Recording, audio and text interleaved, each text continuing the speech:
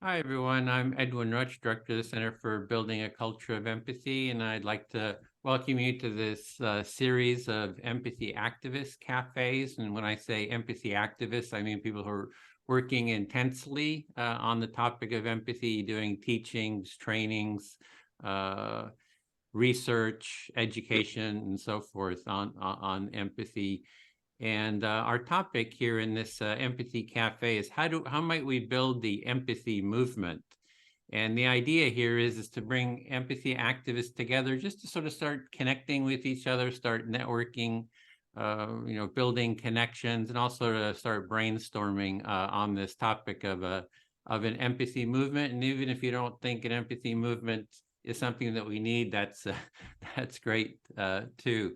So I want to get started with just have each person introduce themselves, take a minute, share your name, location, website, anything about your work that you want to kind of just to set the groundwork. So as I said, I'm Edwin Rutsch. I'm in the San Francisco Bay Area. I've been working for maybe about 14 years on the topic of empathy. How do we build a more empathic society and culture? We do all kinds of different empathy building projects, and my website's cultureofempathy.com. So Doug, would you introduce Sure. My yourself? name is Doug Knoll. I'm a lawyer turned peacemaker. I live 60 miles south of Yosemite in the real part of California.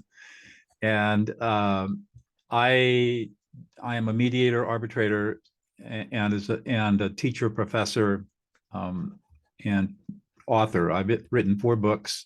I'm the co-founder of the Prison of Peace Project with my colleague Laurel Coffer, where we train people serving life and long-term sentences in maximum security prisons how to become peacemakers and mediators. And my current project is around difficult conversations, and I'm inviting people who are avoiding a difficult conversation to have me facilitate that difficult conversation with the person that they have to have the conversation with online. And I have a couple of interesting ways that this can happen. And if people are interested in that, they can go to dougknoll.com/lp/difficult-conversations. My website is dougknoll.com, and you can reach me at doug@dougknoll.com. Okay, thanks, Doug. And Shelton, you're at an airport. I want to introduce yourself. Yes, hopefully, is the background noise okay? Right All now it right. is, yeah. Right now, I have a super what is it called? Make background noise go away. Doug, you're what you're doing. I've been following what you've been up to for a while now, so thank you. My name's Shelton Davis. I am at the Atlanta airport right now, heading to the southern part of California, not the northern real part that Doug's in. Um, I've been so I run a small place called Empathy Lab, and it came from the about 15, almost 20 years of work as a user experience designer. So what that is it's the combination of industrial design and like software design in order to build things for people. And part of that process is being empathetic to end users. And I did that long enough to realize that while I can do that and they pay me money, the bigger issue was within the teams and communities that were building the products and projects. And so what I do now with Empathy Lab is with a few other facilitators, we help teams, communities, you name it, referees just recently get a better understanding of what empathy is so that they can start practicing it and spreading it within their small communities. So it's a work in progress, always practicing.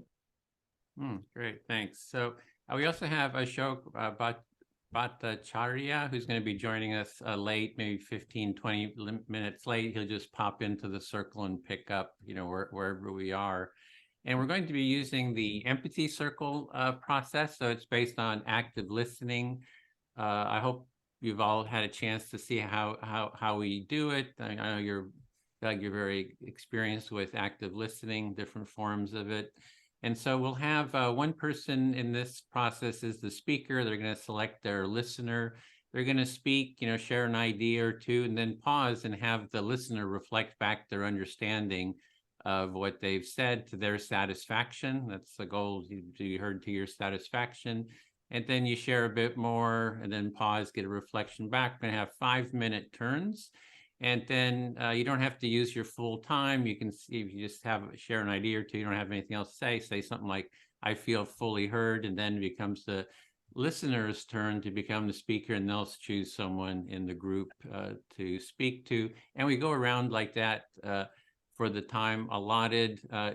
You're just reflecting back your understanding of what the speaker has said. And if they're saying a lot and you say, oh, I can't remember all this, so I'm not going to be able to reflect it back, you can ask for a pause, but otherwise you're just listening.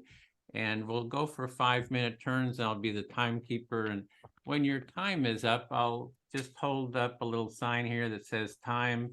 You'll just want to wrap up whatever you're saying, get your final reflection, and then it becomes the turn of the listener to be the speaker. And we're going to be starting with at least 5-minute turns, and I'll do the timekeeping and hold up the sign. So, and then we'll go for, like I said, almost 2 hours and have a little bit of a short debrief at the end. So if everybody's ready, I can be the first listener. If someone wants to speak, I'll just do the listening to begin with. First round. And our topic again is, how might we build the empathy movement, or whatever's alive for you too. It's like, there's like, hey, I have a bad day. Feel free to talk about that too. So whatever's alive for you. And I'm listening. Sheldon, I don't care. You want to go first? You want me to? I'll go first. Okay. It's something that, if you don't mind, Doug, something that I've been really focusing on. And speaking of the movement,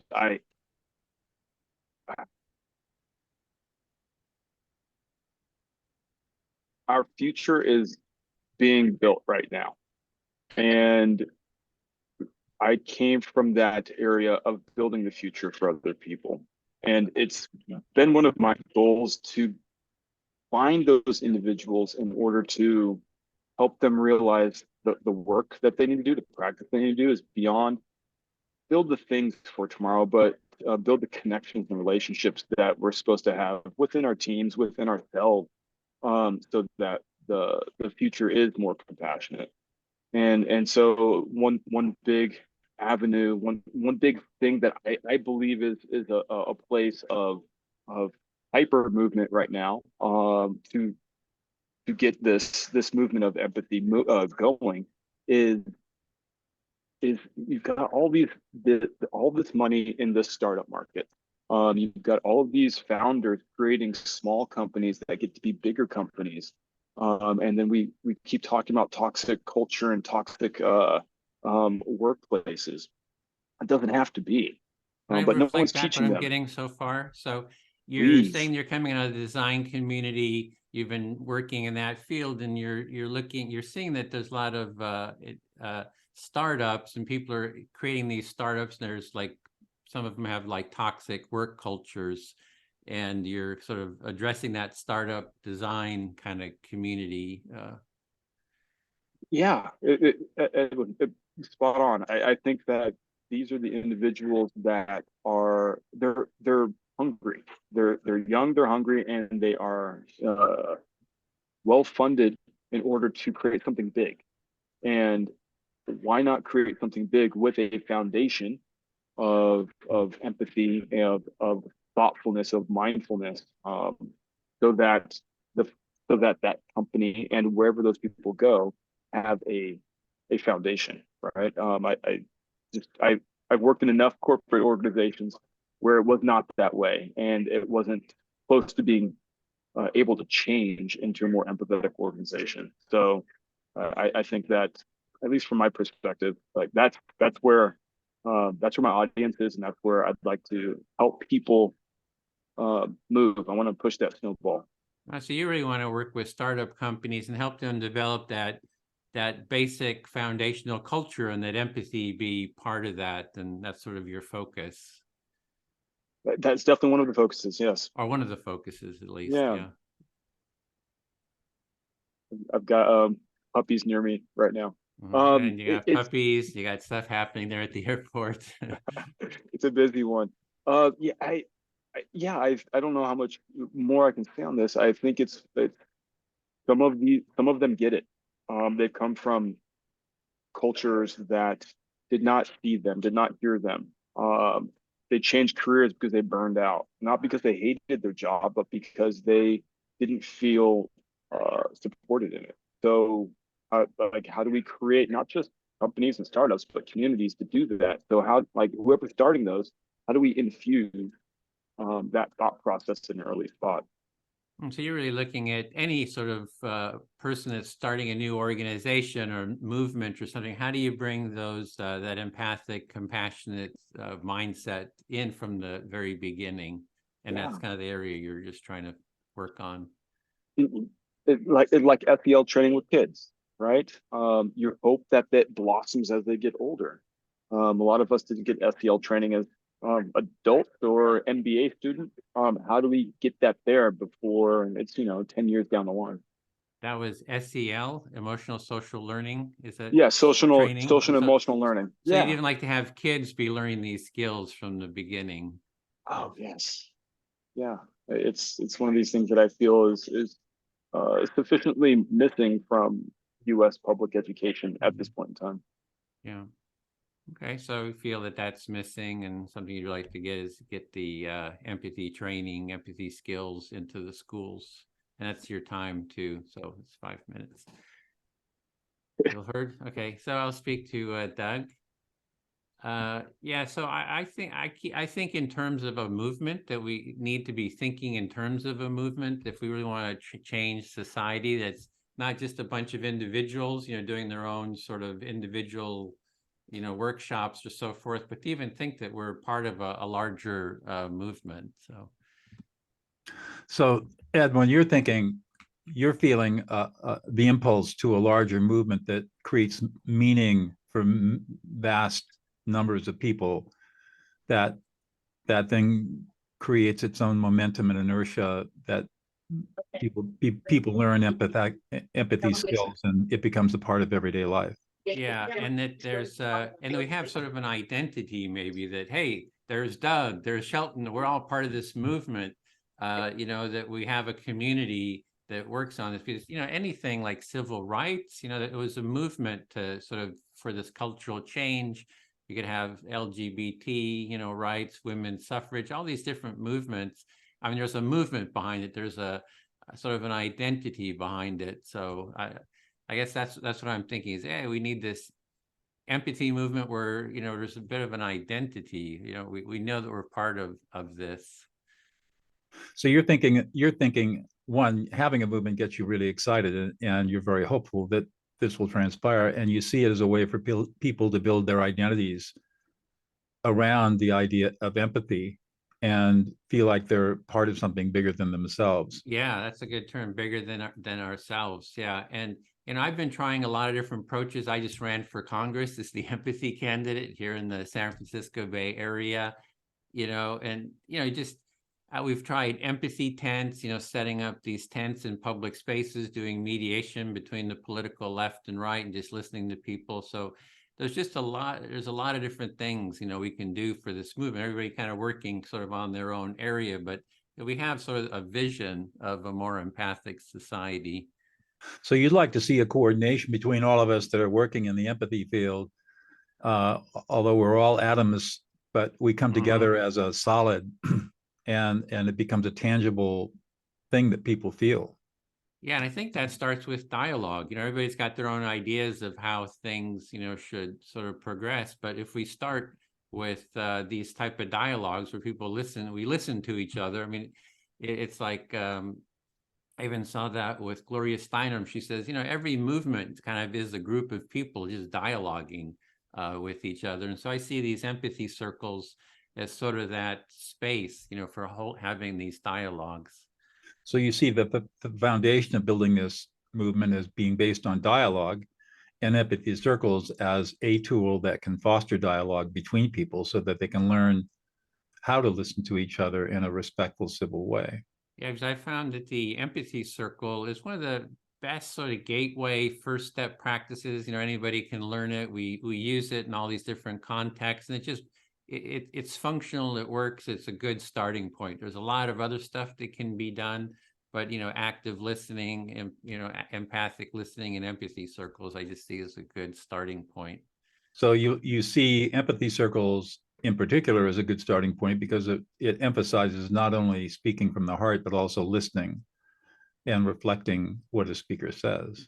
Yeah, you learn how to listen, right? It's like that seems to be the number one thing is the cultures, the movement. It's like, oh, we're going to tell you what to do. It's exhortation. You should do this. You should do this.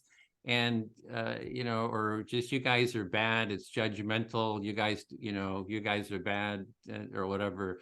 But this is like, yeah, if we can just listen to each other, it's a good starting point for, anything. Right.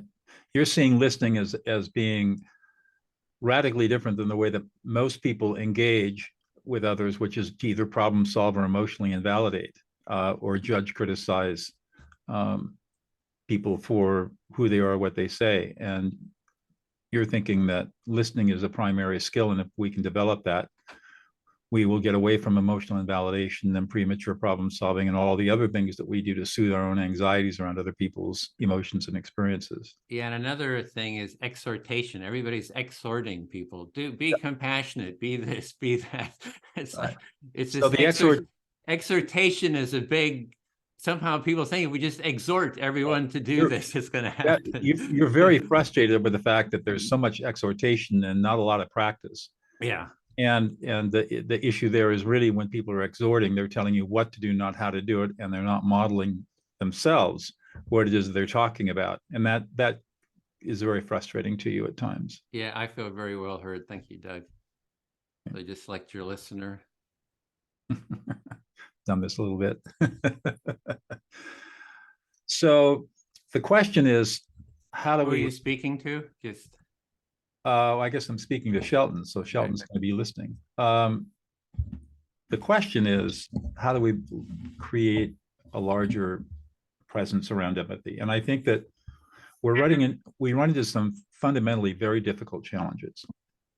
The first is that we have been lied to for 4,000 years by philosophers and theologians. We've been told that human nature is based on reasoning and rationality, that what separates us from other species is our ability to think. And that it turns out to be a lie. It was created in response to observations that emotions always lead to bad things. But it's led us to a place where we now denigrate emotions. We look at them as being evil or weak or irrational. Nothing but pejoratives flow around emotions, especially negative emotions. What neuroscience has taught us in the last 20 years, we are 98% emotional and only 2% rational. We are emotional beings. We can't even be rational unless we're emotional first. And when we talk about the toxic cultures and technology companies that Shelton was talking about, the fundamental problem they have is a misguided belief about human nature. They believe in the power of rationality. And that has caused more abuse than we can possibly imagine over the last 4,000 years. Let me play that back. We've been lied to, as you said. 4,000 years of storytelling. When we now, as you noted, know that we are, as you say, 98% emotional beings. We've made emotions this bad thing, and to your point about tech companies, they're misguided because they use this rational sense. Correct. Right. And this permeates our whole culture. We were talking a moment ago about socio-emotional learning in school. Why has the socio-emotional learning component of the core curriculum failed so abjectly in the United States over the last 15 years since it was introduced? It's because we have invested no money and no time teaching teachers how to be emotionally competent. I have attended SEL training for teachers. It's the worst training I've ever seen. It's horrible. And how come we're not investing in teaching parents the power of emotions when all the studies show that emotionally competent kids are usually 2 to 3 grade levels ahead of their peers by the age of 12. So the reason is because people have bought into this myth of rationality, and as a result, have been treated from the time they were children abusively by even the most loving parents, that emotions are bad. And people like Gordon Neufeld at the Neufeld Institute in Vancouver, British Columbia, who's a developmental child psychologist, shows us how most human beings, they stop their emotional growth at 6 years old, because that's when they start feeling unsafe around emotions. Oh, let me play that back. You said a lot there. You started with permeating this. So you're saying it permeates our whole culture, and it's failed because back to your original point, we were this rational. We've supported only the rational side of it, and it sounds like you also you've attended many SEL courses, and your opinion is that they fail, and with that failure, kids are unable to, parents are unable to emotionally connect with what they need to in order to prosper. That's right. It comes down to, well, okay, so let's talk about what empathy is. Very few people define empathy. So let me define empathy from my perspective. Empathy is the ability to read, assimilate, interpret, and reflect back the emotions of another person. See if you got that, Sheldon. I got it. Empathy, what you said is not many people define it, and your definition is your ability to read, assimilate, interpret, and there's with the R one. What is that one? Reflect. Reflect back to the other person. And there are two kinds of empathy. There's cognitive empathy, which I just defined, and then there is affective empathy. Affective empathy is the ability to feel what another person is feeling, interpret it, and reflect back to that person what their emotional experience is. So the first one that you just mentioned, was cognitive empathy. Let me repeat that one back. It's the ability to read, assimilate, interpret, and reflect back. And then the second one that you just mentioned, as I heard, affective.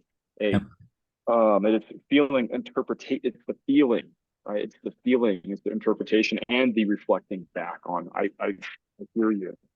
So that was the time, and Ashok is just joining us. So we're just going to continue with the empathy circle. We're doing 5-minute turns. And so you just step right in. And if you want to introduce yourself during the while your turn is to speak, that would be a good way to introduce yourself. So it's now Shelton's turn to speak to someone, and you can select whoever you wish. Well, 5 minutes. I know that Ashok, you just got here to let you settle. Why don't we? I'll go back with Edwin, Okay, if that works. Listening. Yep, I'm listening. What Ashok settle. So I'm a past life, still current life, user experience designer and researcher. So my job has been to listen. I'm paid to listen.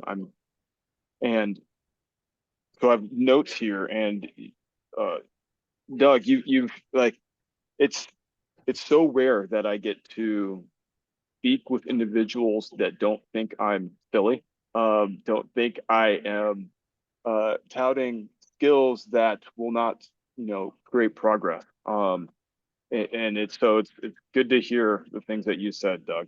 Let me reflect that back. So you're really appreciating what Doug is saying. You're a designer, you're a researcher, and you share things. People just don't get it, and you just feel that Doug really gets it. And you really appreciate that. And you also wanted to give Ashok a chance to sort of acclimatize to the group before speaking to him.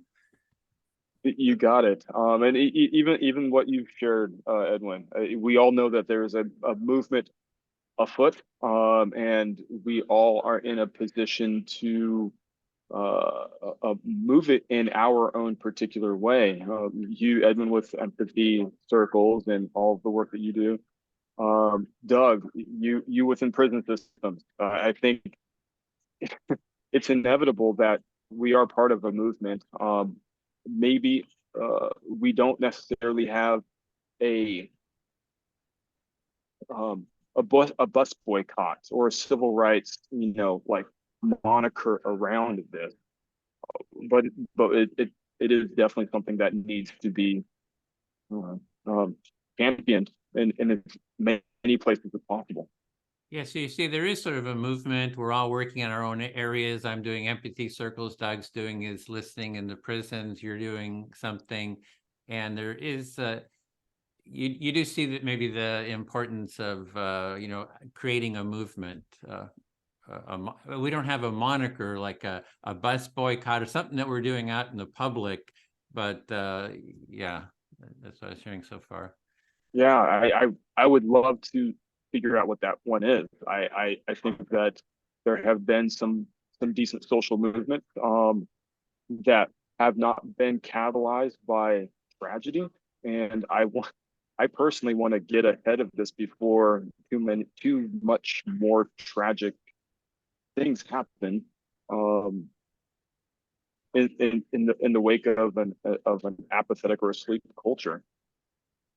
So you're kind of thinking what could be done in that way, the moniker, the sort of the public event, and you're seeing that wanting to do something in terms of the culture being sort of apathetic and asleep. And maybe I was hearing a little bit of concern, maybe feeling a bit of concern about what's happening in society, in the culture. It's back to Doug's point about the, and I'm going to put words in your talking points. It's like the radicalization of rationality. It feels as if it has been easily undermined when it's not a bad thing. It's just a part of us, but not the main part of our emotional being. And it's like, how do we pull people back from that radical rational state in a way that they don't get whiplash, because I feel like that's part of the thing that when people hear empathy as a soft skill, it's like whiplash. That's soft. I can't move with that. Yeah, so you're really looking at how to move people from that rational worldview to a more empathic worldview without them becoming disoriented or having sort of a whiplash, sort of a lost quality or something. Yeah, the last thing I want to do is lose people, right? If they're curious about being cognitively, mentally, emotionally attached to themselves and attached to the community, like, how do we not push them into the deep end, right? And I think I've done that. I think I've been too empathy forward and I don't want to say abrasive, but how do we get people into the easy end of this is an easy practice. You can do it, and it's only going to benefit you over time. Yeah, you're really looking at how to bring people into sort of an empathic mindset in an easy way that they don't become afraid or get lost. And so you're looking for ways of doing that. It sounds like you've done a bit of that with your trainings as well. And that's the time too. Do you feel heard? I feel heard. Thank you. Thank Okay. you, everyone. Ashok, do you feel ready to listen, or do you want to watch some more rounds? No, I'm going to jump right in here. I'm going to speak to you and you'll be reflecting back. I have 5 minutes. So done. Okay.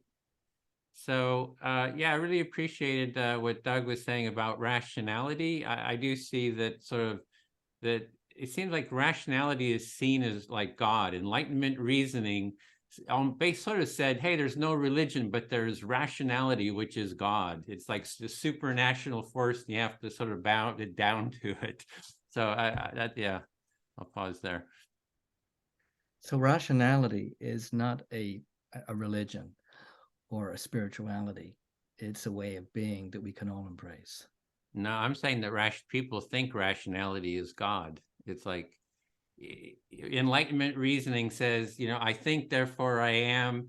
And this rationality sits like God beyond our experience, and we have to sort of bow down to it. Okay. If you want to reflect that back. So rationality is like God in the sense that it is a panacea for people in their mind. Yeah, in their mind. I don't agree with that. And there's the work of George Lakoff, who kind of went through and he sort of analyzed Enlightenment reasoning, and each of the premises he sort of points out is that the Enlightenment reasoning has about rationality are scientifically incorrect. So even scientifically, if you that the premises of sort of rationality as is Enlightenment reasoning are incorrect. So the actual premise of rationality and Enlightenment reasoning is flawed in that sense. Yeah, scientifically flawed. As are many things scientifically flawed. Yeah. So where do we go with that? Like, yeah, but it's so the rationality is, I think there's rationality as a premise. Like, we're going to reason our way. You see it on TV, you see it everywhere. It's like, we're going to reason our way out of this versus, hey, we're going to listen our way out of this. If we can just listen to each other enough, we can work our way through. And also listening for the felt experience of people, that's sort of the way forward. That's a big shift. Yeah. So I think that listening, as opposed to reasoning, is a more empathic way of actually understanding what's being said and what people are understanding people are saying. Yeah. And it's like, and I think that the empathy circle helps with that, because there's nothing wrong with reason. I'm all for, reasoning, but it has to start with being willing to listen. Like, I'm all for free speech, but we need free empathy in together with that. So I think that's the part that's missing from the free speech, approach, is free empathy, free listening, and the mutuality within that. I actually love that. I think that freedom of speech is a powerful thing, but freedom of empathy, I think, is happens before we have freedom of speech, because it's a mindset that we have before someone starts speaking. Hopefully it is free for people and not abrasive or abusive, as Shelton indicated earlier. Yeah. Okay. Well, I feel heard. That was my time. So if you want to, you speak your person is going to listen to you, speak a little bit, pause, let them reflect back, and then you have 5 minutes, and then 5 minutes, I'll put the time up, and then you just kind of want to wrap up at that point. So yeah, there you go. Okay, well, I don't know Doug, so I'm going to speak to Doug, if that's okay. Absolutely. I'm a psychiatrist. I've been a psychiatrist for many years, and I'm actually an anti-psychiatry psychiatrist, because I like to emphasize empathy in what I do rather than putting people in pigeonholes and finding the right medication. You get a lot of satisfaction out of your work. I do. So as the anti-psychiatrist, you're not so much into medication and diagnosis and prognosis as you are into listening people into existence. And when people feel deeply heard, you see healing occur. Oh my gosh, yes. And what I do when I sit with my clients is I ask them to tell me their story. And some of them are shocked. They said the last person that they spoke to asked them to tell them their symptoms and assume what their story was. Right. And so you see a major transformative effects when you listen to people at the deep level that you do. And your clients and patients feel like somebody has finally gotten them, and they're immensely gratified. That's so true. Then they are gratified, but they're also relieved. They're relieved. Someone's taken the time to listen to why they got to where they got and why they're sitting in front of me, instead of what they have and what we need to do to erase the meaning of what they have, instead of listening to what the meaning of what they have. So they feel gratified and relieved that somebody finally understands their journey and how they got to where they are. which then puts them in a place where they can begin to heal themselves with guidance from you. And I do a lot of trauma work, which means I speak to a lot of people about stories that they've not felt comfortable sharing with anybody. Right. And oftentimes people say, this is the first time anyone's asked me this question, or this is the first time I've told this to anybody.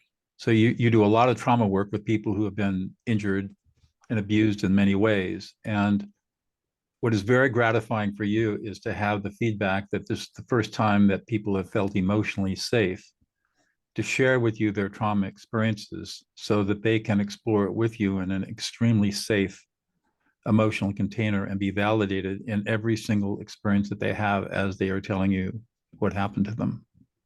And that's very unusual. Well, it is unusual, which is kind of why I'm an anti-psychiatry psychiatrist, because every time I offer to speak about empathy in psychiatry circles, I get laughed at. In fact, I've offered to teach an empathy course at conferences, and people say empathy is not teachable. I would say it is teachable. Well, so you offered to talk about empathy at your psychiatric conferences and you get laughed at. And psychiatrists, being the rationalists that they are, do not believe that empathy is a teachable skill. And just an aside, they're totally wrong. I agree with you. Thanks, Doug. I'm feeling heard by you.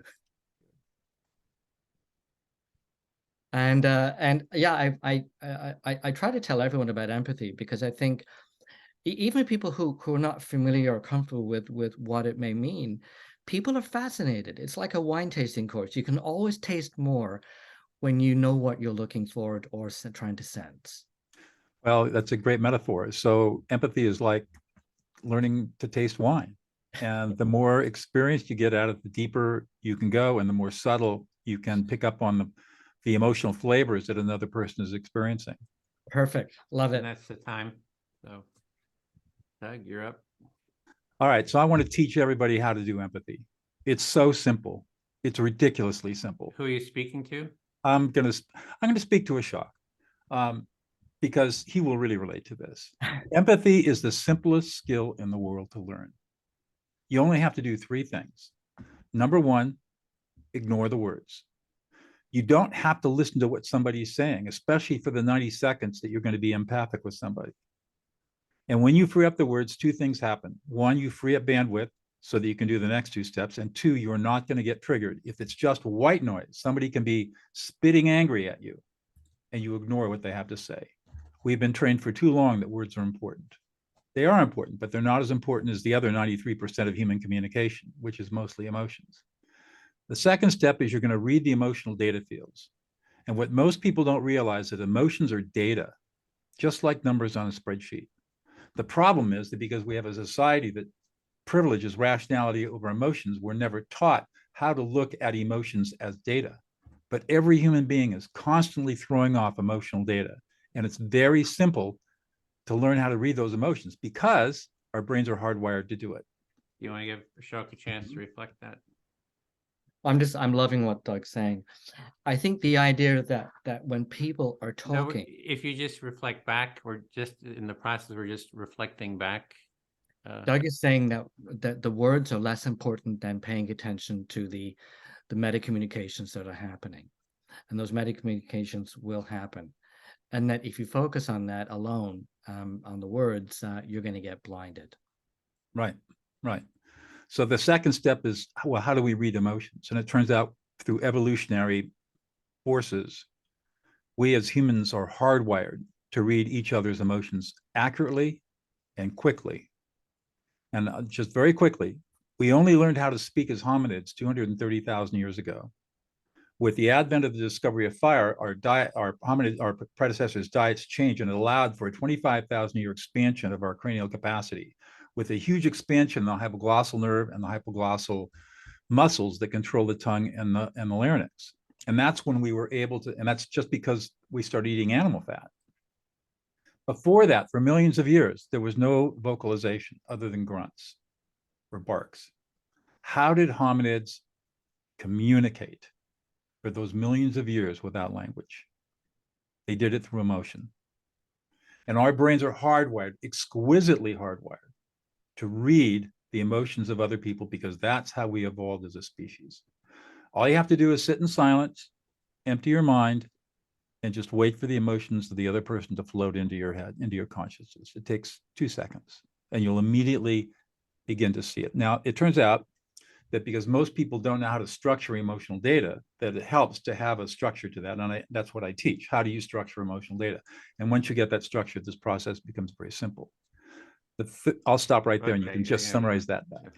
Thank you so much, Doug. Rich stuff, rich stuff. So the emotions are really what we've been hardwired and programmed ever since we've been on the planet as bipedal hominids. Speech is a relatively new evolutionary development that has helped us, but at the same time, we have to pay much more attention to the emotions that people are displaying to us. Exactly. And the point that I make in talking about this is that it's actually very easy to read the emotions of another person. Physically, it's a physiological ability that we have where it's really effortless.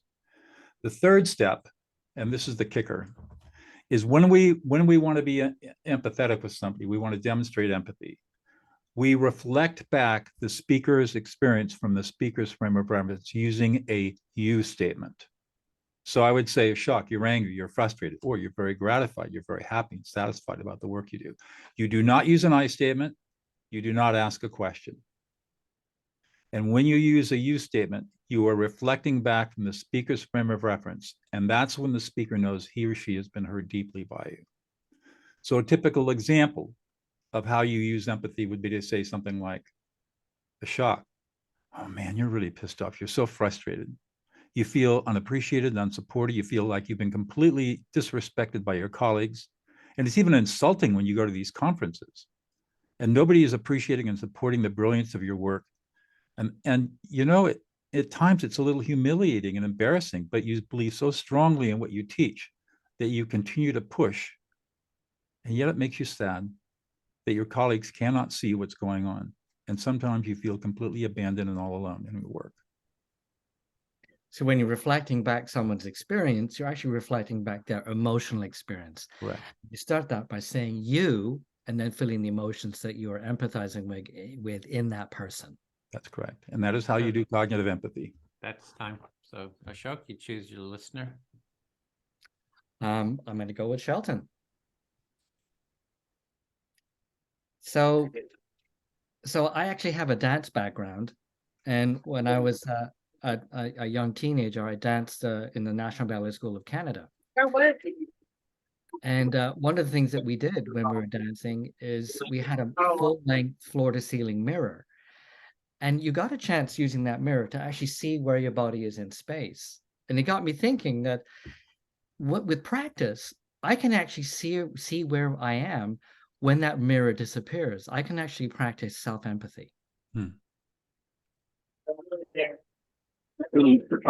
what you're saying is you have a dance background. Now, very curious about that. And that you had a mirror that you were able to kind of you use as a reflection point, right? To see yourself in space. Yes, correct. And I've often thought in my office to have a full-length mirror so that my clients could see us working together. And in that sense, there would be this third element of two people speaking, but a third element of watching ourselves do that, to create that sense of I'm watching me, I'm watching this person, they're watching me, they're watching themselves, and we're watching us. So your experience as a dancer was informative in your understanding of how your self-reflection. And with your practice as an psychiatrist, thinking of bringing in a full-length mirror to recreate that sense of that third space, that other reflective person there. And I chose to not put the mirror in because I think it's more valuable to do that with the person in the room, to create that mirror metaphorically, psychologically, so that we can see ourselves without the mirror. as I was later able to do. And that's more powerful because that means that my client can take their mirror outside and look at themselves and their relationships in their life. So you didn't do the mirror. You have a mirror behind you, and you're a reflecting pool behind you. But in your practice, you realize that um, in order for you to honor the work that you're doing, and for your patient, the person you have this relationship with, to walk out and feel feel the work, they have to own that mirror. They have to embody the mirror that you help them create. Correct. And I think over time, people have come back to see me and say, you know, I can see myself. I can see how I interact. I can see how I trigger someone, or I can see how I hug someone or love someone or irritate or frustrate someone, because I'm actually helping them to see themselves outside of themselves and also inside of themselves. So you gave them a gift. You did not put the mirror into the office, so that you could create the mirror with them, and they come back to you and say, I can see myself. I can see the way that I am reacting to these situations. They're sharing back the gift that you helped them create, and they're grateful for it. It sounds like they're and it must, yeah, they are grateful for it. An even better thing is that it saves me time, because they can show people in their life how to do that too, especially if they're a parent or their friends or their partner. And that's what I would call generative power of empathy, because now they're sharing that information and knowledge with other people. You didn't say these words, but you taught them how to fish. You taught them how to make the mirror, and then when they get to a point, they're able to do this with the people that are there around them, their family members, their friends. And this is the power of empathy, as you pointed out. That's the power of empathy every time. And oftentimes, when I'm working with couples, I do a lot of couple therapy. I spend a lot of time teaching couples how to empathize with each other rather than talk at each other. And I oftentimes tell them, if you're in a fight with each other, go in the bathroom and have your fight in front of the mirror and look at your face and think, would my partner be kind to this face? And look at your face, and would my partner? And that little mirror exercise sometimes immediately erases their fight. You said the words with, not at, in your reflection on how you do the couples therapy. They sounds like they come into your office and they are talking at, and then you make them go into the bathroom to use your mirror technique, which I assume that you teach with them as well, to have them, reflect literally on that face that they're making, or the tones that they're making with each other. Perfect. Thanks for sharing. You're up, Shelton. Oh my, this is intense. This is great stuff. That's all right. Let's see here. Let's go with Doug. Okay, All I'm right. listening. You ready? I don't have I understand and honor all that psychology has brought up, and the things that you were bringing up, Doug, are some of this information that I really wish the world could hear.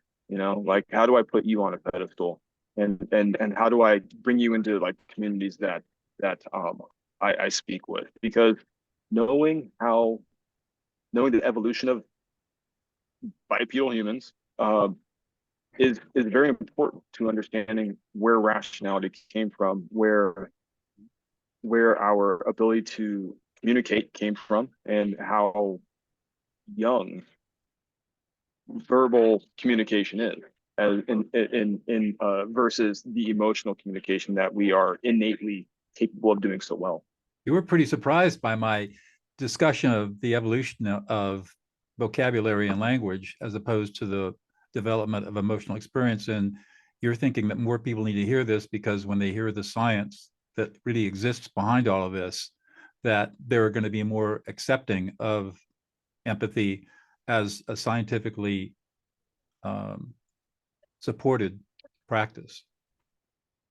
Got it. And those that believe in science, let's go there. And the fact that we have a lot of individuals trying to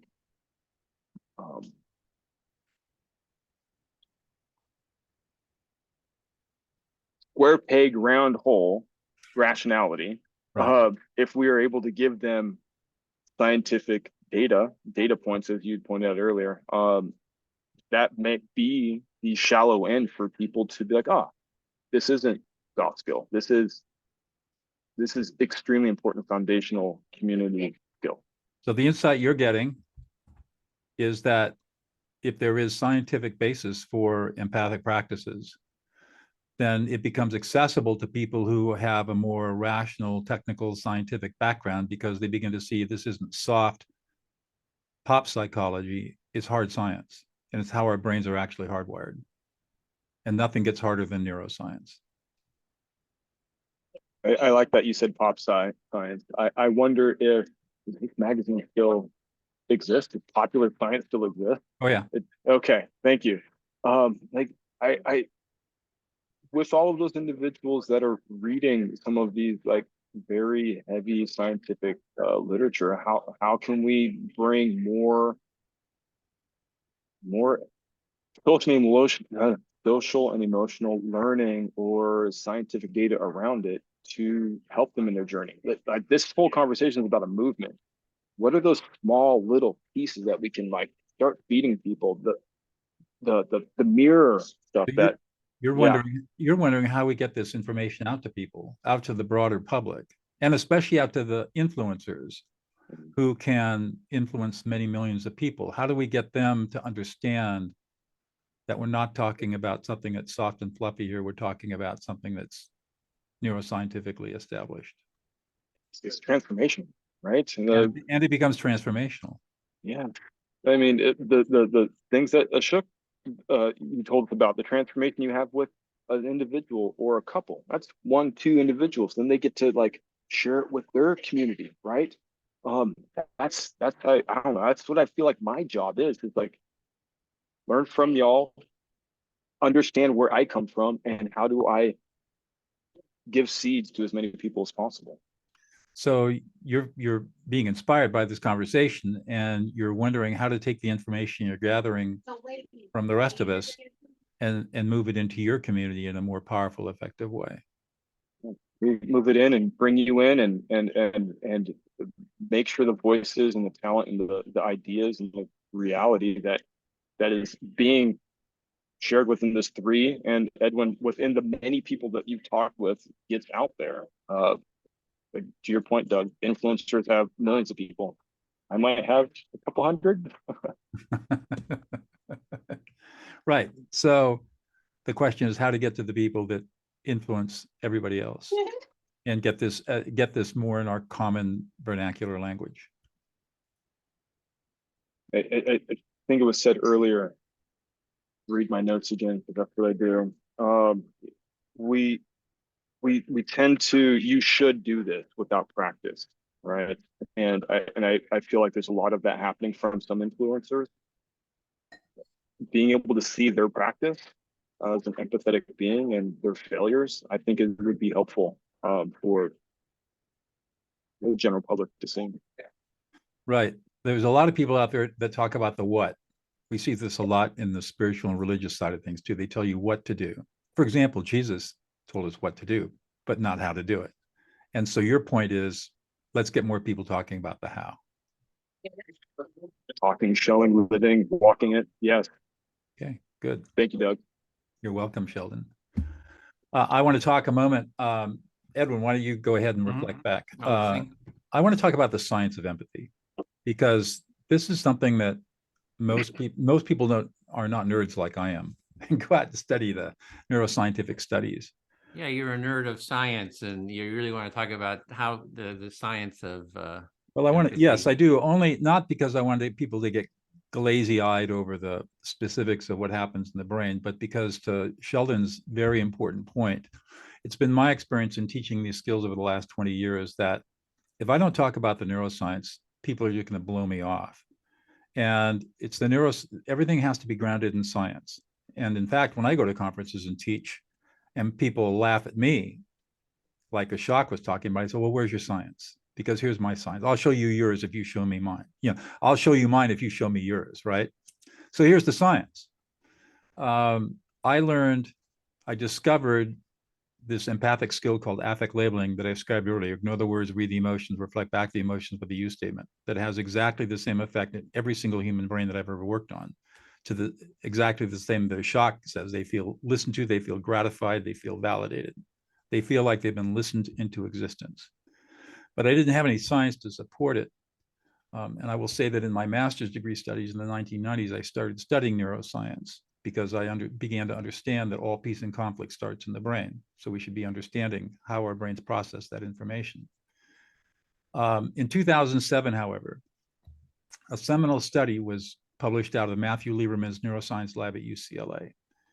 And basically his study showed something very profound. And that is that when people are having strong emotions and their prefrontal cortex is getting overwhelmed by the emotional circuits in the brain, that when we label those emotions in the way that I described earlier, the first thing that happens is the emotional circuits, starting with the amygdala, two of them, amygdalae, are inhibited. They immediately quiet down. And when I say immediately, I mean within 30 to 40 seconds.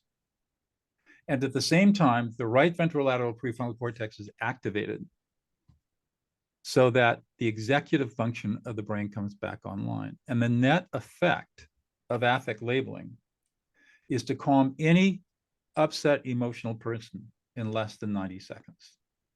And it doesn't matter. Reflect that back. Yep.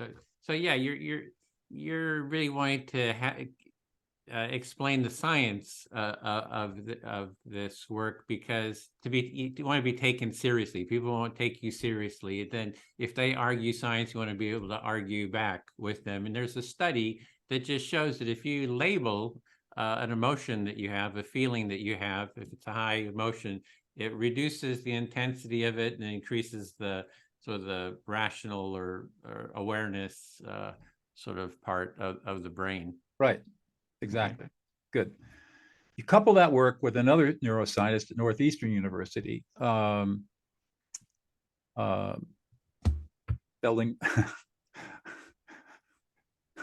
Barrett. I can't remember her first name at the moment. And she has also studied emotions and has developed a theory, the constructed theory of emotions, which I think is phenomenal. And her idea is that we are not born with emotions. Emotions are cognitive constructs that we develop starting at about 18 months of age. We're born with affect. We have 9 basic affect. We're born with affect, just like all vertebrates are born with affect.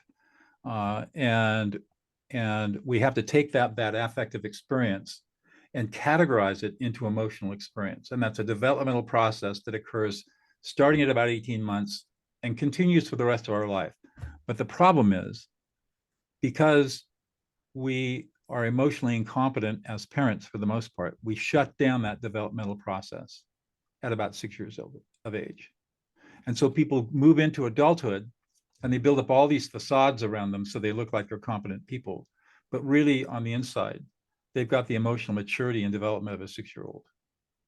Okay, so there's and that's where we get study, into all our problems. Yeah, okay, so there's another study that you're really Lisa impressed Feldman. by. Yeah, Lisa Feldman. Lisa Feldman, is that we're born with affect. We have this affect, but at 15 months or so, we start categorizing those into emotions, and that emotional development can sort of develop, but at 6 years or so, it starts getting shut down, and that shutting down of sort of that learning and growth with around emotions just creates all kinds of problems going forward. And that's Exactly. also the time. So 5 minutes. Yeah, but can I just finish the thought? Okay, Rick, yeah, go ahead. I just want to say the follow-up studies out of Lieberman's lab show that when you, as a parent, take the time to be an emotional coach and affect label your child, starting at 2 to 3 years old, by the time they're 12, they're generally 2 grade levels ahead of their peers academically. And they are emotionally resilient, emotionally competent, and socially mature far beyond their years. Hard science supports that. Okay, so there's hard science that supports it. If you start learning at a young age to start labeling your feelings and emotions, that really develop your growth is actually 2 grades above where you normally would be. So it's very important to start learning that emotional labeling. Correct. And I hope that would be a motivator for people. Yeah, it will motivate people. So I'll speak to Shelton again. Yeah, I do want to go back to the reason, the topic of reason, that I've done empathy circles on the question of what does reason feel like? Because somehow the discussion of reason, again, it's God, right? It's this thing that's a supernatural force like God that stands behind our experience. And so anyway, just talking about what does reason feel like I think is a way to bring it down to reality. Yeah. Let me reflect that back at you. So you want to bring it back to reason and how we have this supernatural supernatural thing, the supernatural God that's behind driving where we're going and what we're doing. Enlightenment reasoning, I think, has said that reason is God. It sort of treats reason as a supernatural disembodied force that is sort of beyond our normal lived experience. It's generalizing here, but yeah. So so it sort of pops up. I think that attitude sort of pops up. It sounds the reason and this beyond living piece of how we've created this sense of the supernatural is really it's a driver. It's a driver of you of why empathy is a thing you want to counter with. No, it's what I'm trying to address the problem of the reason. Doug mentioned it eloquently about reason and rationality, that people think that that's the primary sort of value or state that's important. And it has a whole history to it, right? And I think to move it into a felt experience, you can just ask, well, what does that reason feel like? And that begins to, it's like, oh, my reason, what does the reason feel like? So because it's the reality. Whenever you're reasoning, you're feeling something. It has a felt experience to it. So you're saying that the reasoning, this pattern that we have is a history, so we kind of just let it be. But then once you take it to like examining what it feels like to reason, what is the reason of this? It takes you to another place. And I think that the reasoning is sort of the thing. Oh, we have to use reason is sort of a power trip. It's like, oh, and by the way, my reason is the right reason, right? It's like, so I'm just trying to say, it's a different way of looking at it, experiencing it. It's like, how do we, because it's throughout the culture, it's like that value is just seen as reality. And, how do we sort of undermine that or shift to, hey, it's reason is just another, there's a felt experience to it. So felt experience is important. So you're saying that we are in a culture that is driven by reason, and with that there's a multitude of power trips happening that aren't felt trips, if you will. Yeah, and that is, I like reasoning. I'm putting together ideas right now, and they're put together in a process. That's fine. But the importance is doing what we're doing is you're listening, right? It's like, oh yeah, Shelton's listening to what Edwin's saying. So we have incorporated a listening process here between us, and I think and also there's a sense of equality. Everybody gets sort of equal time. It's just not one person sort of dominating. Everybody's sort of bowing down to them as sort of the expert. Yeah, you appreciate reasoning, but you also realize the ability of listening, like without the power trip, gives us an equal footing. It gives us the ability to really listen to each other and gain and listen from the wisdom that we bring. Yeah, it's effective growth. I think there's more effective growth there. And then the other part is you're saying about, how do we get out? We don't have, the civil rights out there on the streets. I think we need something like an Occupy empathy movement where we actually take space, just like Occupy, took up space, that we take a space, we have empathy tents, and we say we're not leaving here until the powers that be have empathy circles with us, and that people who come into the space are doing empathic dialogue and empathic training. So it's sort of going to the barricades, right? Empathic barricades. So I think it takes something like that to kind of shake the culture. Yeah.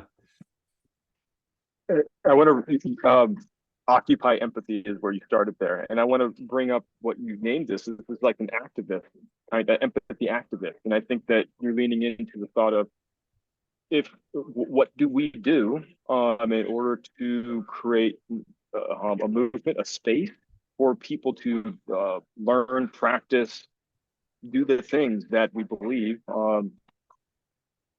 is necessary for growth. Yeah, but you got to be in the culture, kind of in the culture's face. And like I have a whole binder of articles that have been written about the empathy tent and the work that we did, but it's being out in a public space. It was mentioned on Fox and Friends. It was, in the different, Breitbart wrote about it, the conservative paper, the Sacramento Bee, LA Times, the different news programs here in the Bay Area. So it's being out in public, like you're talking about, like the civil rights, out on the streets. That is what gets attention to, that can be sort of amplified through the culture. Yeah. So you're saying it's about getting being not in Zoom, but in public domain where you can have that presence, and so that and as you said, the empathy tents and the work that you've been doing, it's getting accolades, it's getting attention, and you're thinking, how do we get into more public spaces? How do we get more of that? Yep, feel fully heard. Thanks. That's my time. Right. Ashok, I'll bring you in. You're right. I have to step out for a minute, but I'm good. Oh, I'm gonna speak with talk with Ashok here. Am I saying your name correctly? I don't really know. If you go to India, it's going to be said Ashok. But my mom said Ashok, so I just call it Ashok. Ashok. Ashok. All right. That works Good. for me. Good to know. Am I listening or talking now? I think you're listening, and then you'll talk after. Perfect. All right. Where do we go with this?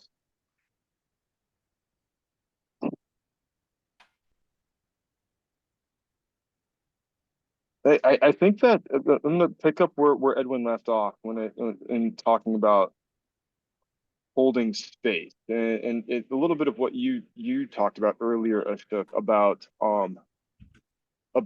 sending your individuals out into the world with tools to do mirroring for themselves or get into the bathroom mirror with their couple.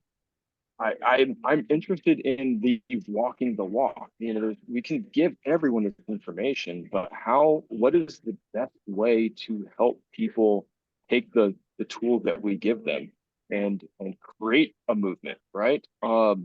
It's you can one-on-one all the time, but it's really hard to one-on-many when it comes to empathy, because it's like, how do you actually hear each other in a one-to-many? So it's about creating tools.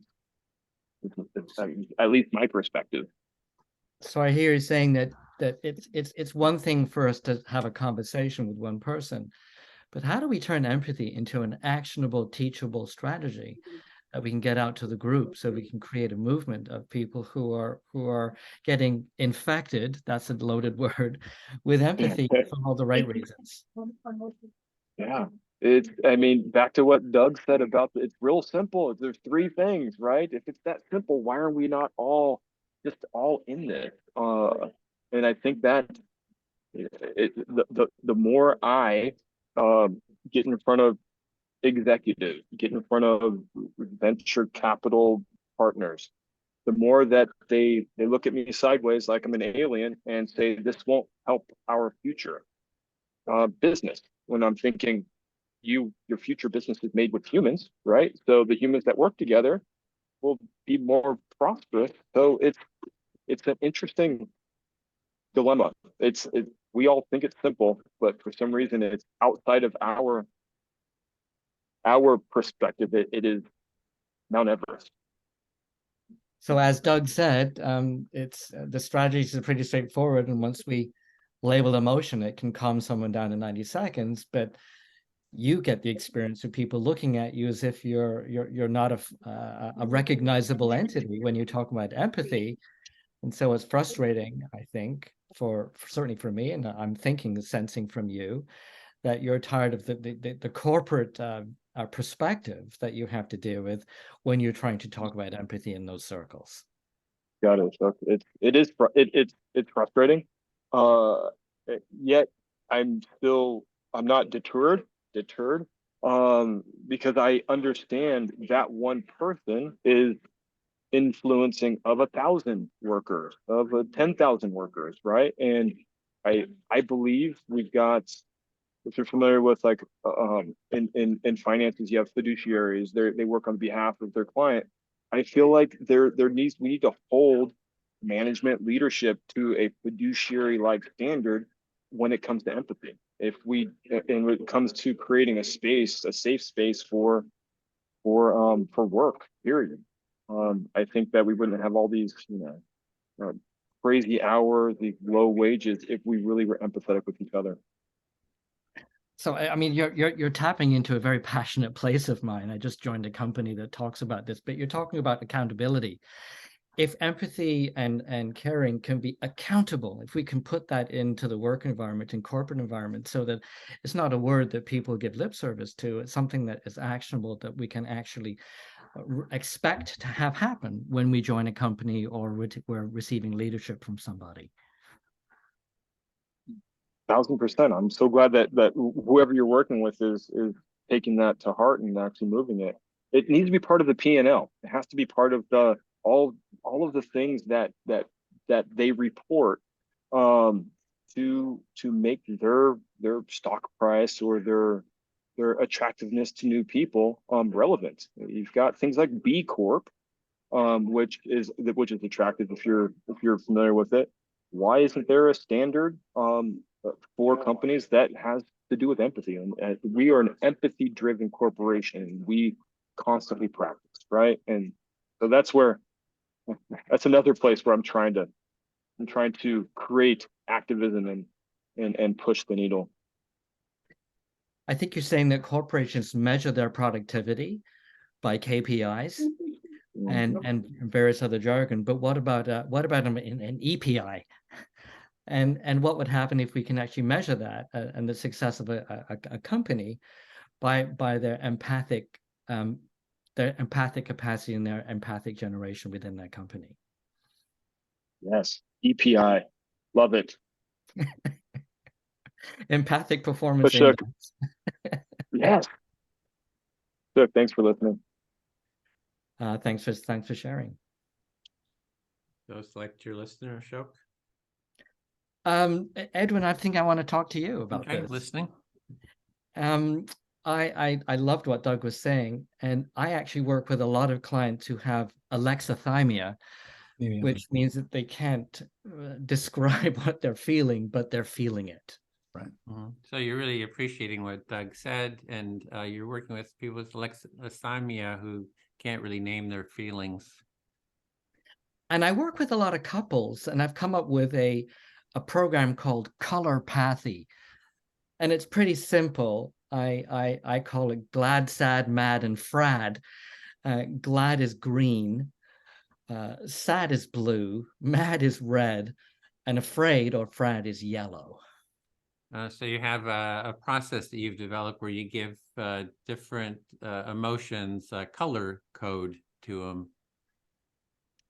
And then when I'm speaking to my couples and they're getting into a heated debate about something, I say, wait.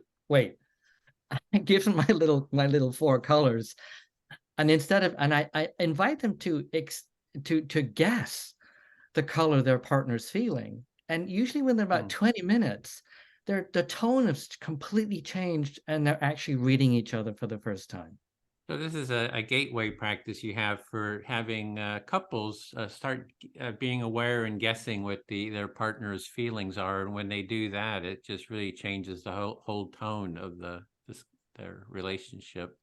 It does. And sometimes when I see the couples leave my office, I have a window, I can see them leaving. Oftentimes they're holding hands and deciding where they're going to for coffee, to unpack a little bit more of what they're going to do with their relationship that now has new hope. Yeah, so when they're starting to see each other's emotions and name the other person's emotions, it just builds this rapport. They hold hands, you see them holding hands, and they're going to meet and continue the process. And what's even more beautiful is when they come back, they're now starting to talk about their feelings instead of what someone did and how they reacted to the do of it, and someone got this wrong or someone got this right. They're talking about their feelings with each other instead of at each other, and it's a beautiful thing. Yeah, so when they come back, after you've kind of introduced that to them, they're starting to do the naming each other's feelings. They come back and they're starting to share their feelings instead of just judging each other, just in sort of a fight mode. They're doing sort of constructive dialogue. And I'm a bit of a grandstander, so sometimes if a couple are fighting, I will get up and leave the room, give them 30 seconds and come back in. I said, especially if they have kids, I could never leave the room when my parents were fighting. And I noticed when they start learning their emotions, I don't have to leave. They're a much safer a couple to be in the presence of. So when couples are really in a fighting mode, you just get up and leave, say, hey, I can't, deal with this. I couldn't leave with my parents who would fight. But when you're in a room with couples who are just sharing those feelings with each other, it's just sounds like a very positive, enjoyable space to be in. It can be positive, but even if it's not positive, it's a lot more tolerable, and they can work through something without moving distant. They can work through something and come closer, even if they're not agreeing on something. Yeah, they could even be in conflict, but it makes it tolerable, and it kind of creates a space where they can start working out those issues. And the huge plus, of course, is they become better parents. Yeah, and that they become better parents. It sounds like you feel gratified by that too. Yeah, that's the huge plus for me. Yeah, it's a real plus for you. Yeah. I think I'm done. Okay. Yeah, you had a minute Thank left. you so much, Edwin. That was a great listen. I'll speak to Doug. Okay, I'm listening, Edwin. Yeah, I'm going to go back to this Occupy. I saw, Doug, your eyes lit up. Well, you got excited. I don't know, but go ahead. Yeah, no, reflect, if you can reflect that back. So you when you want to go back to talking about the Occupy concept of taking over space and forcing people to come to empathy circles, and you saw my eyes light up when you started talking about that. Yeah. So I actually was part of Occupy Wall Street when it was here in Berkeley.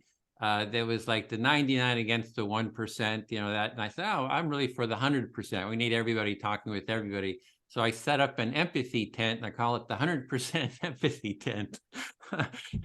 and we offered listening, we did conflict mediation, we did artwork, stuff like that. And that was here in Berkeley.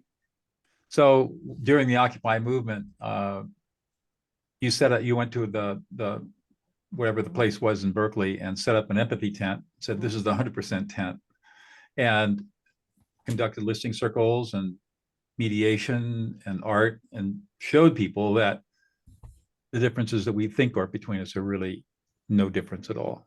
Yeah, well, moving in that direction, I didn't have the concept of the empathy tent yet. It was doing like that talking stick circle stuff, Right. A big group, and it didn't work very well. I didn't, and I just started getting the idea for, well, we need everybody in the camp to be sitting down in small groups and talking with each other, then getting up and shifting who they speak to. So it'd be sort of a grassroots, the 200 or 300 people there would be in small groups like this, just learning to listen to each other, Right. learning empathic listening or active listening, and learning how to facilitate these circles. So you evolved from the more traditional type of circle with the talking stick and the centerpiece, which can be a little chaotic, and where there isn't always a lot of listening, to breaking it into smaller groups where you required that you earn your turn to speak by listening first.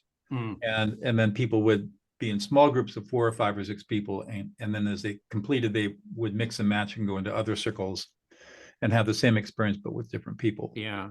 And they had plenty of time. Like people there all day and all night. So we could have done 6 hours of, talking empathy circles. And then people would be learning the different process. And there was huge conflicts. I mean, there was like knife fights when I was there, between some of the factions. I mean, huge, knives, and it was like crazy. So there was just different factions are all at each other's throats. And so it was sort of this idea that, we do the empathy circle, it would have been a good foundational practice to sort of build on. So in that Occupy Wall Street situation, you saw a lot of violence, and reflecting back on it, you realize if you'd had the knowledge then that you have now, that maybe there could have been different outcomes, and you felt that empathy circles, as you have evolved them, could have been very helpful. Yeah, and that's where I got the idea. The idea was to have, that's sort of where I got the idea for the empathy circle, was to address that problem. And that's kind of scales up to an Occupy empathy, where people come together and they just do empathy circles as a foundational practice, and everybody's welcome, and you just are teaching everyone and see what sort of emerges out of that mutual listening.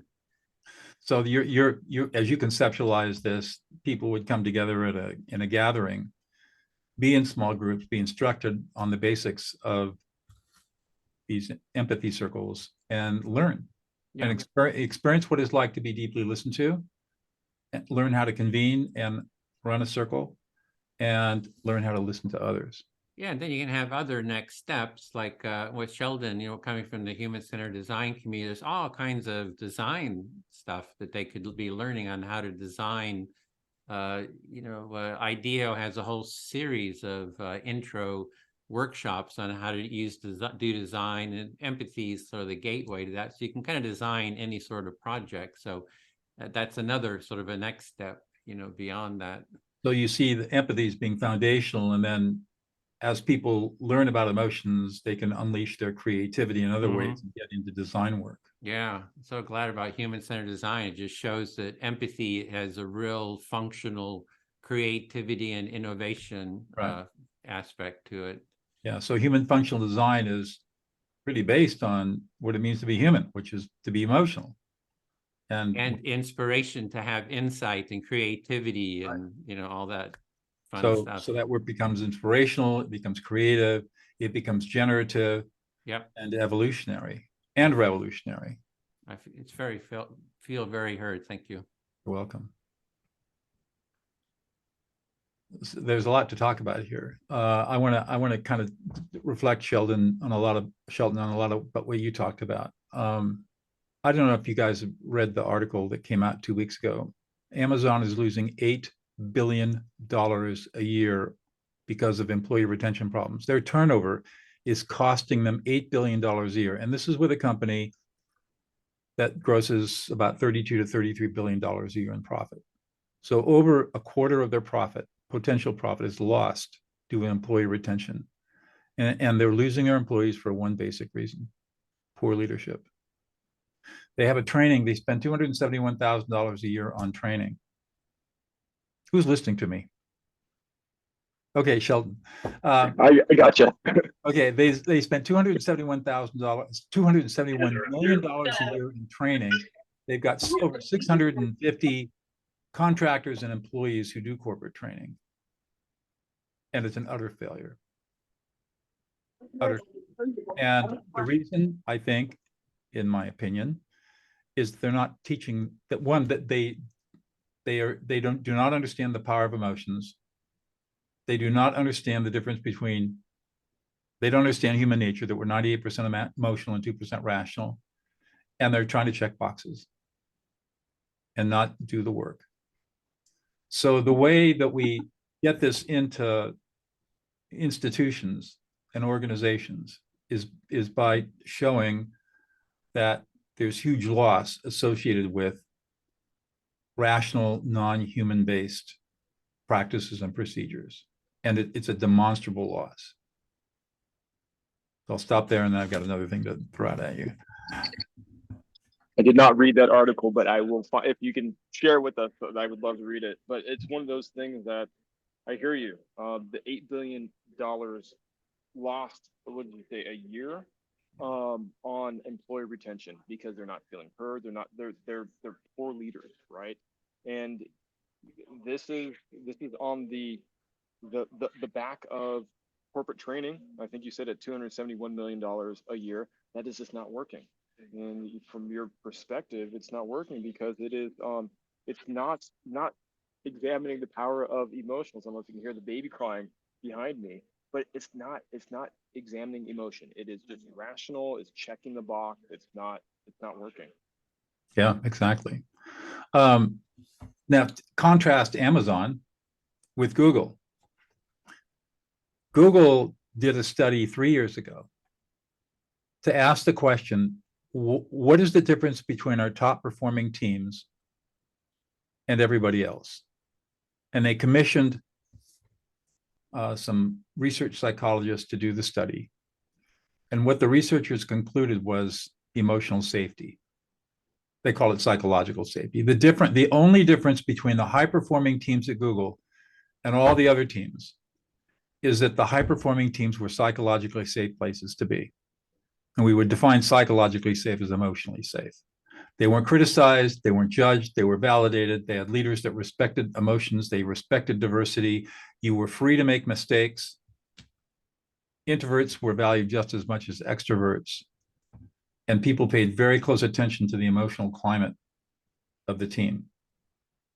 And that emotional safety allowed for a much higher level of productivity by orders of magnitude than all the other Google teams.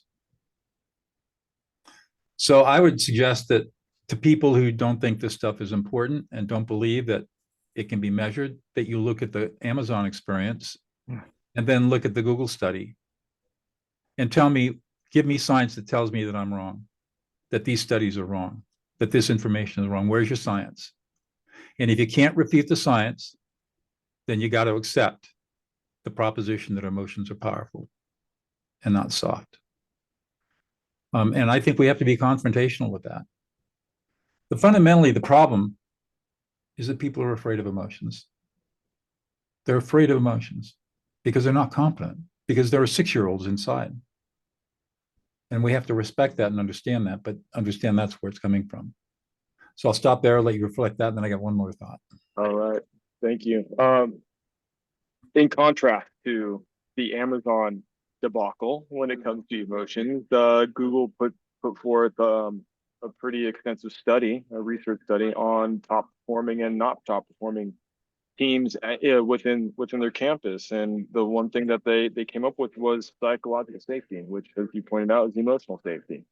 And it's what is emotional safety? I think you noted things like free to make mistakes, not being criticized, low judgment, diversity, and you went on to say the reason we're not doing this, that we're not accepting these as a reality, this emotional necessity as a reality, because we're afraid.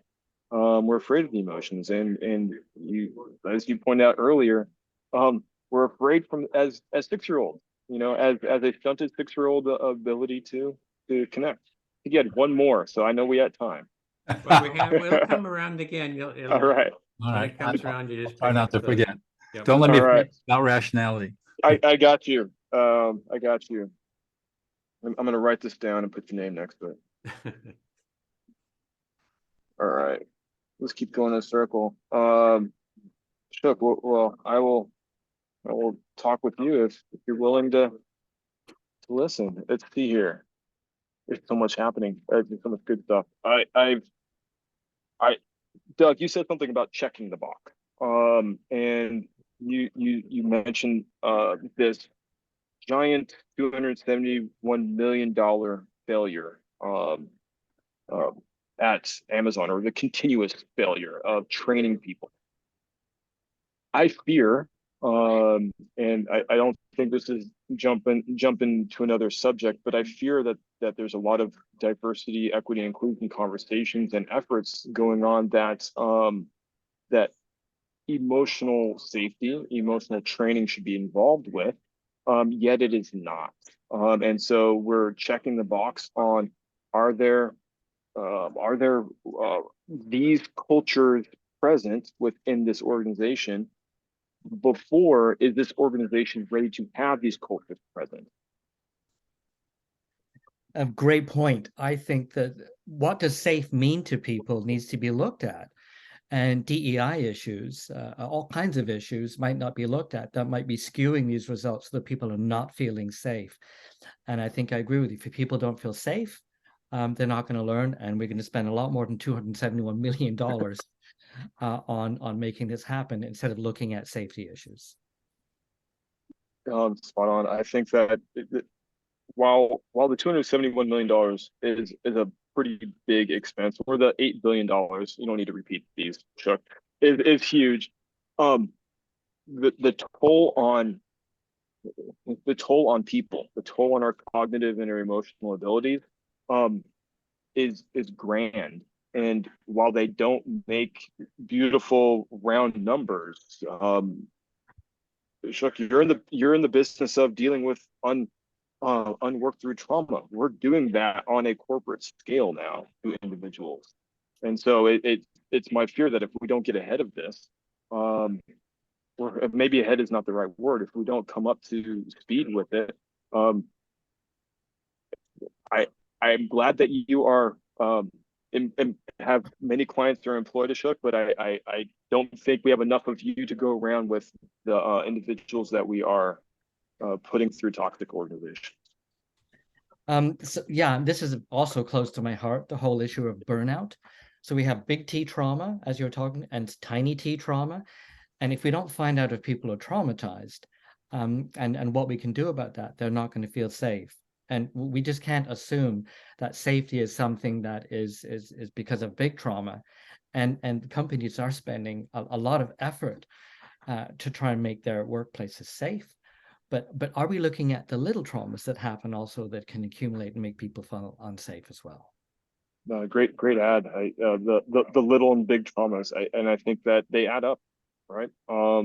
I've not as a therapist or anything like that, but the conversations that I have had with individuals about the traumas that they've had, just from feedback session, like not the inability to give a good critique on work done when it turns into a critique of person and who they are.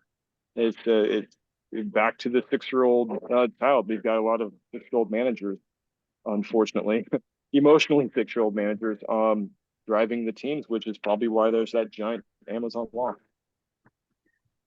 Sheldon, you have a beautiful smile. My heart warms up every time you smile, but I'm also feeling some frustration and some sadness because we're dealing with a somewhat of a deaf audience, and I think we can scream, we can yell, and I almost want to help you with your sadness about this because it's a frustration I think many of us share. I think yes, thank you. It is something that we're all in the same.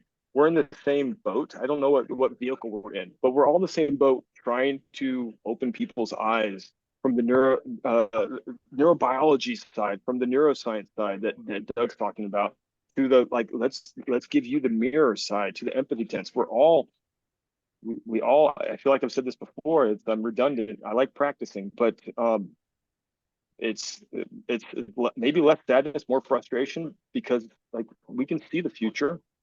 We want to help you get to the future in a joyous and accepting and to Edwin's point, equality way, right?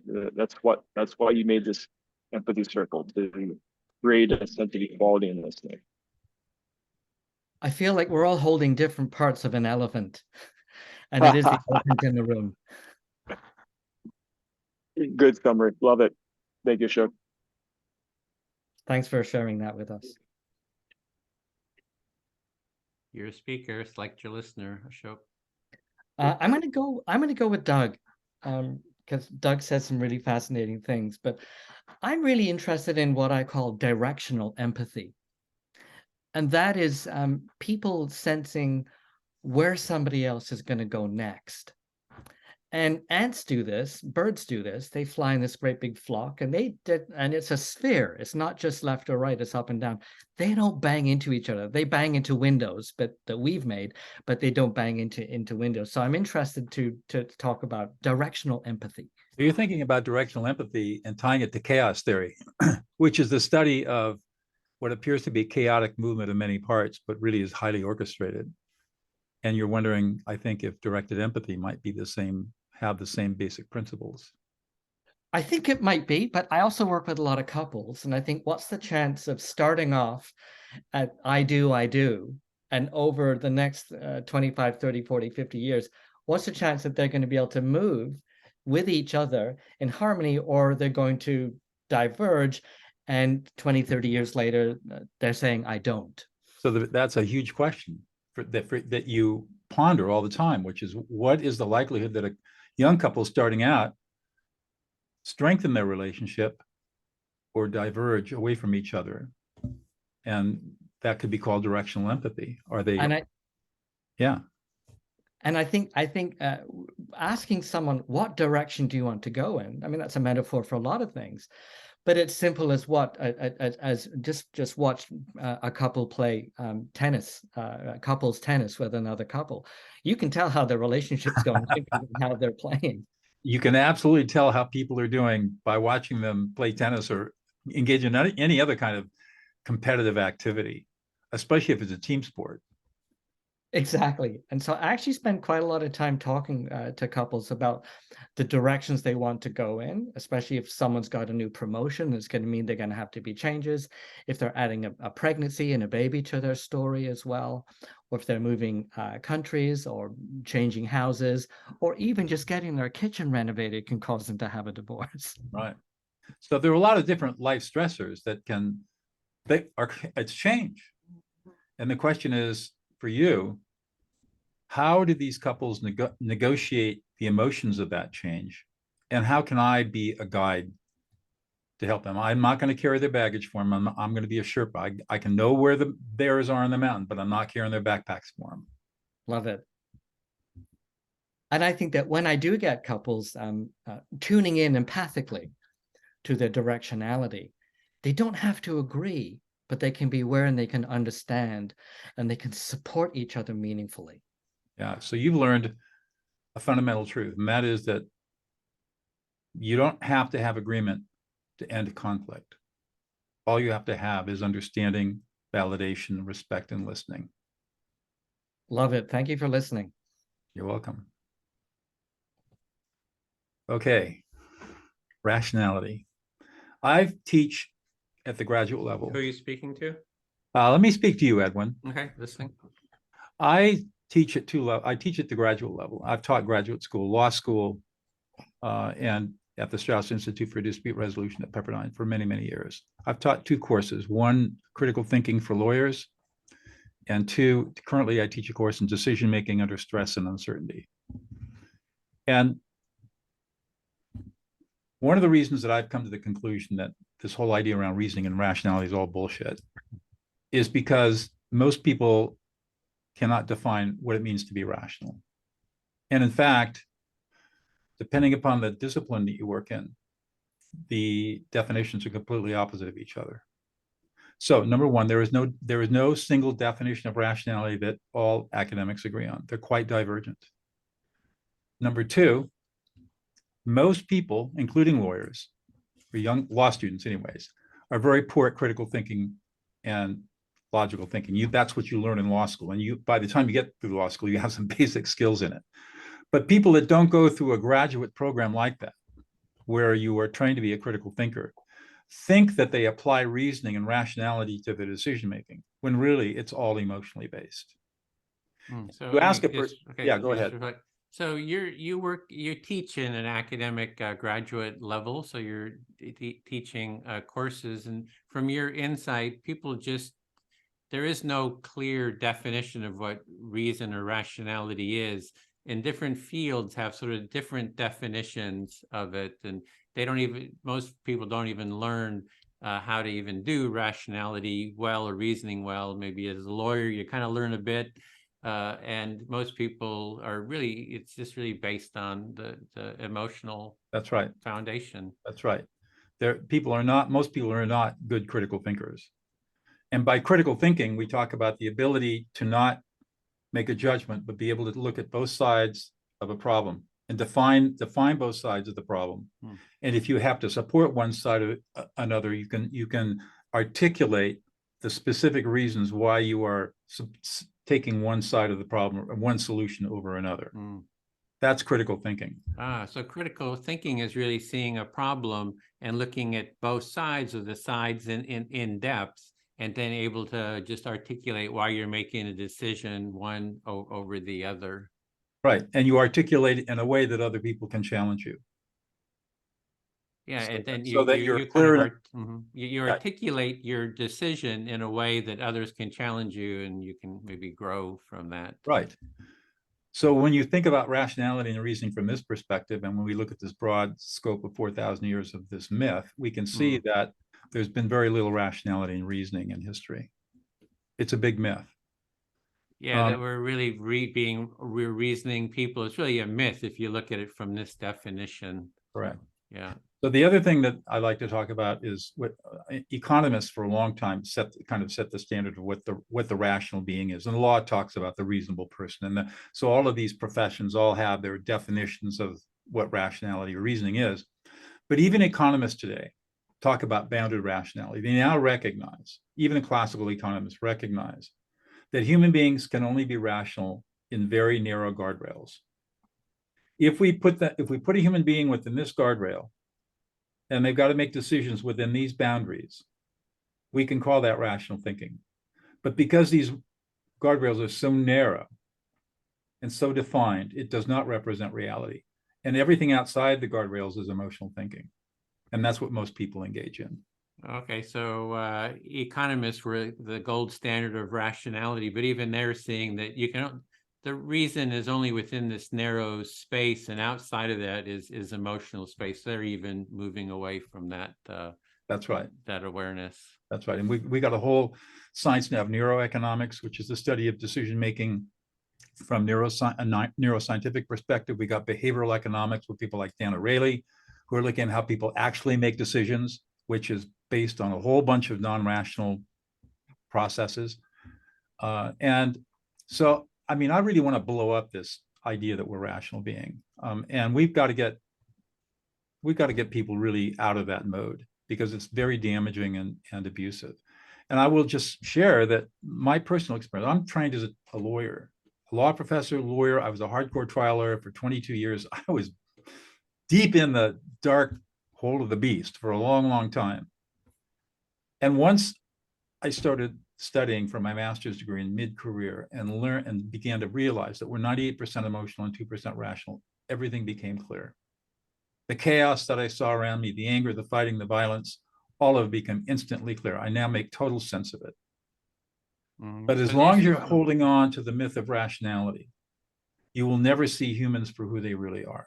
And it will always be chaos to you. And it will always be something to be feared and to be avoided at all costs, because you don't know what's going to happen. But the moment you make the shift and say, oh, we're emotional beings, not rational beings, then you see somebody who's acting out and say, oh, they're emotional. So like Ashok was talking with his couples and their emotionality.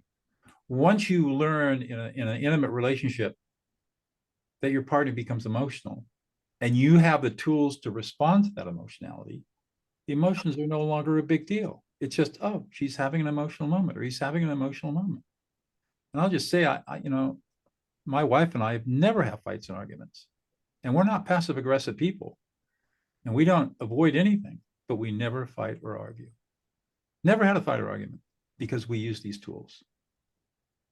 Yeah, so you want to blow up this rationalist view of the life is based on reason, rationality, and you were in the hardcore. You were the lawyer studying, doing the court cases, and you got a sense of confusion. Things don't make sense. But as soon as you gave up that life is based on rationality, and just seeing that it's really based on human emotions, it's like everything is clear. And once you have that clarity, sounds like the problem solving is very doable. It is. And I would argue that developing our critical thinking skills, analytical reasoning skills, inductive and deductive logical skills, all of the skills that we kind of encompass, scientific method, developing hypotheses, linear problem solving, these are all processes that are sort of lumped into this idea of rational thinking.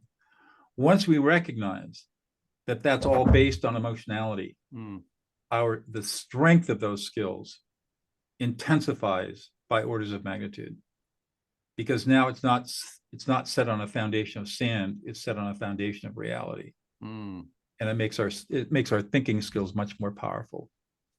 Yeah, even shifting, there's all these different academic processes that are based on reason, but if you can see that those are based on emotion, all those reasoning skills actually get better. They become more efficient, and yeah. That's right.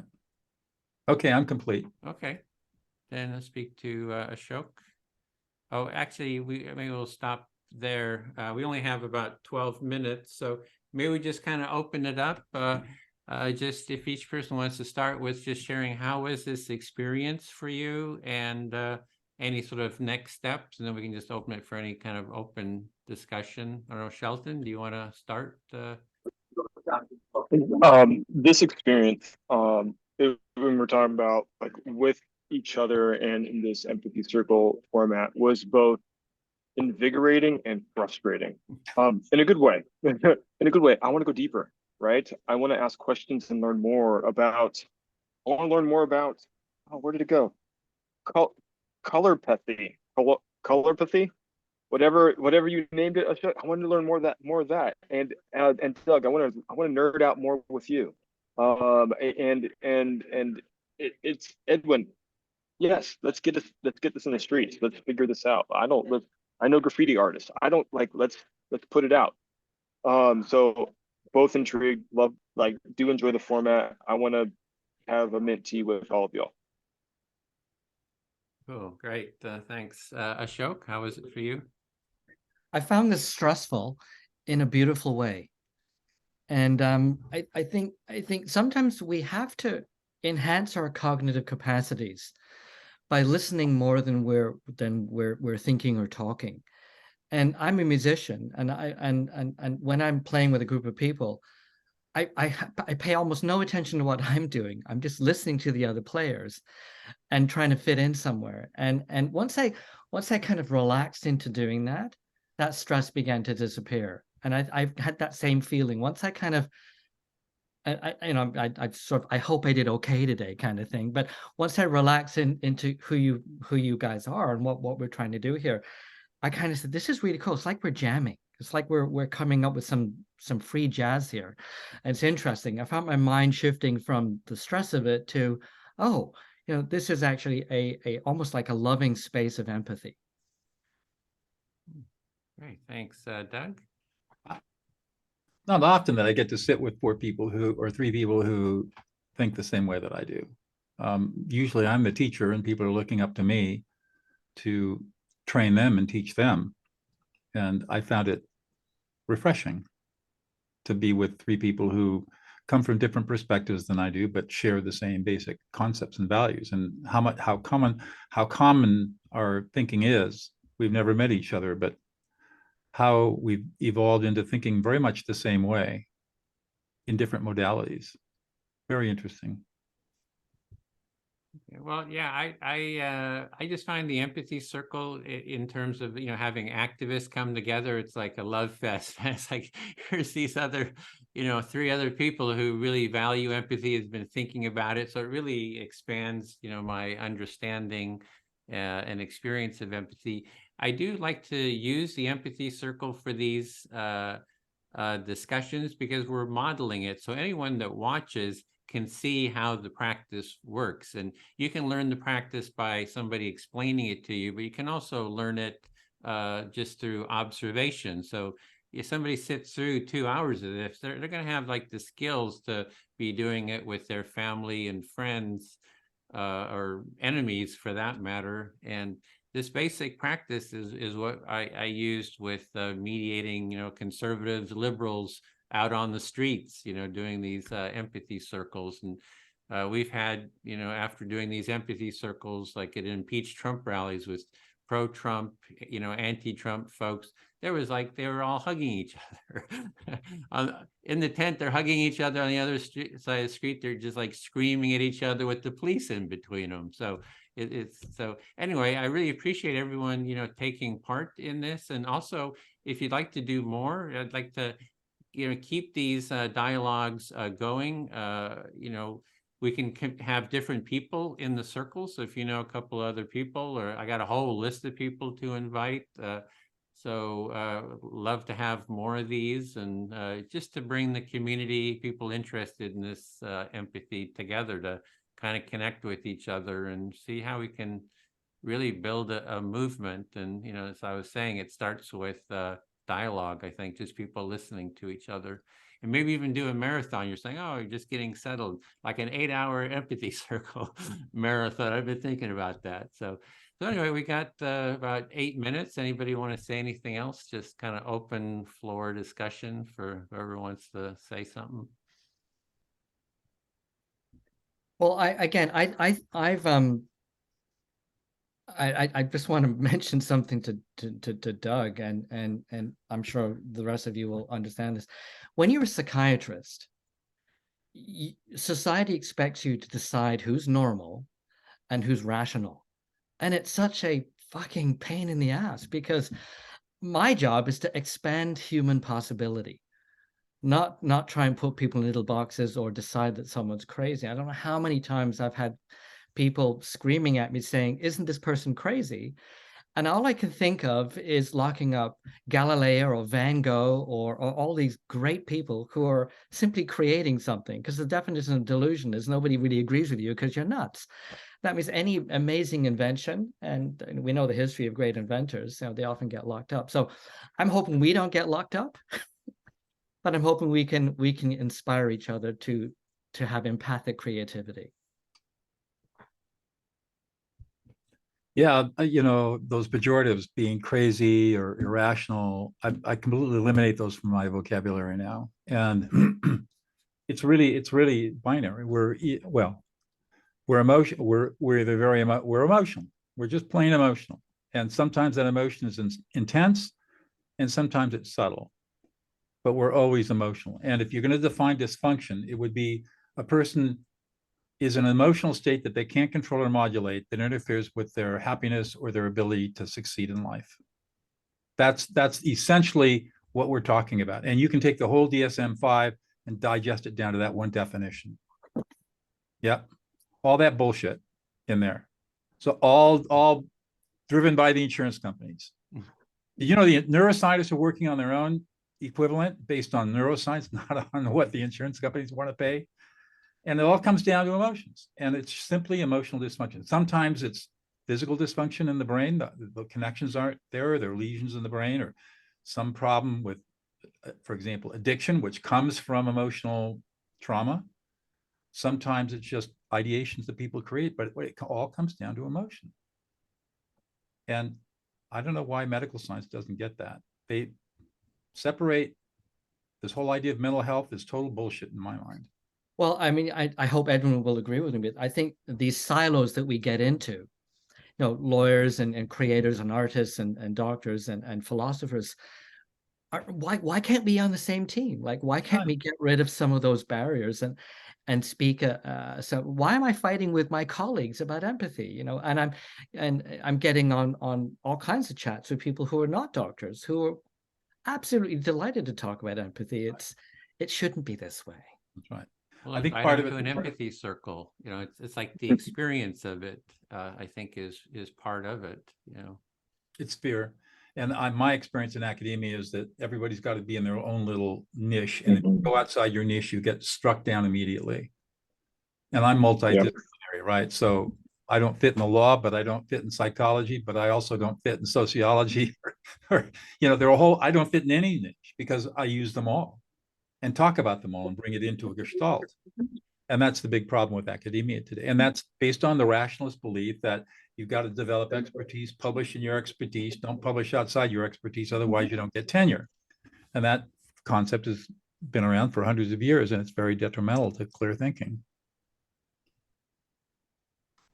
I've not heard or talked this long about rationality, and the things that I've been hearing and things that is kind of like raised in my thought process is, yes, fear. There's fear of emotion, but I also wonder if there is a reality that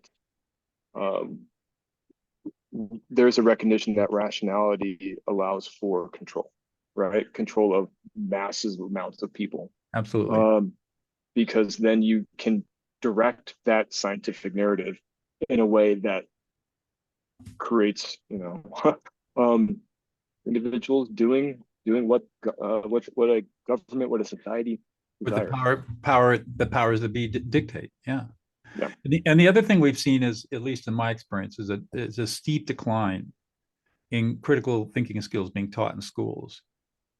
And there's a whole history of why that is. It's the unintended consequence of the feminist movement. I'll just very briefly, when I grew up in the 1950s, and I had teachers who were brilliant geniuses that would have been physicians or scientists or doctors or CEOs, but the only pathways they had because they were female was either to be a nurse or to be a teacher. But when the feminist movement got underway and women started realizing, thank God, that there are other pathways, our educational system went into a steep decline because we don't pay enough to attract the best and the brightest into education. And as a consequence, our educational system suffers. We're seeing the same thing in psychiatric training schools. Yeah. They're not training how to do a formulation anymore, which is how to put together a story to create an understanding of the person. They're training basically checkbox psychiatry. And I'm speaking to graduates, and I say, well, have you asked the person about their family history? And they said, no, we haven't had time to do that. And they've already diagnosed and started to treat them with heavy drugs. And I'm thinking, holy gosh. I know. And they're training them not to think like human beings anymore. Frightening. I know. Well, I think empathy is the way forward. The value of mutual empathy. I think, would love to see academics sort of grounded in mutual empathy. It's like everybody gets heard, mutual listening.